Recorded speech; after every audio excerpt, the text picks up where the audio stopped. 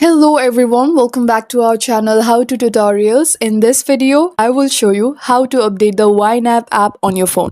So for that, open the Google Play Store if you're on Android or the App Store if you're using an iPhone. Now tap on the search icon at the bottom right and the search bar at the top and type YNAB.